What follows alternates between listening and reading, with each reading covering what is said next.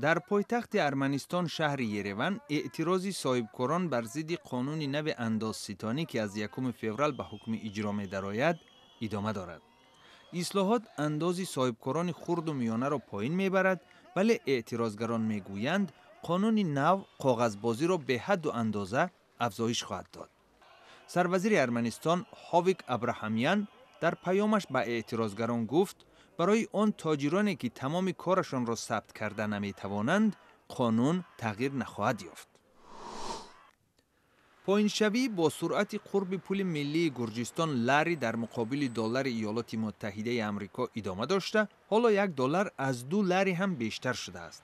در دوام 2 ماه گذشته قرب لری 17% کاهش یافته است. رئیس بانک ملی گرجستان گیورگی کداکیدزه میگوید سر از هفته آینده بانک سیاستش را بازبینی خواهد کرد تا کاهش قرب لری قطع گردد. پایینشوی قرب لری به بی‌قربشوی روبل روسی و جنگ اوکراین ارتباط داده می شود. در شهر شمال و غربی پیشور پاکستان مردم منطقه قبیله های ناحیه خیبر گردهمایی تشکیل نموده از حکومت تقاضا کردند برای بازگشت آنها به خانه هایشان کمک رساند.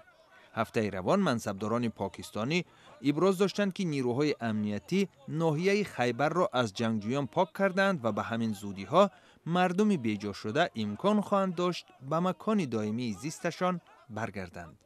اما اعتراضگران میگویند آنها به خانه و خواجگی های برمیگردند که بر اثر عملیات نظامی تخریب شدند و از این رو حکومت باید به آنها کمک رساند. در شهر سیمفروپول مرکز مأموری قریم، معاون رئیس پارلمانت تاتارهای قریم را با اتهام تشکیل ناآرامی‌های دسته‌جمعی سال گذشته به دادگاه کشیدند. نمایندگان نهادهای قدرتی روز پنجشنبه 29 ژانویه ابراز داشتند احتم چیگاز در ارتباط با برخوردهای ماه فوریه گذشته که در نزد بینای پارلمانت تاتارهای قریم به وقوع پیوسته بودند بازداشت شده است.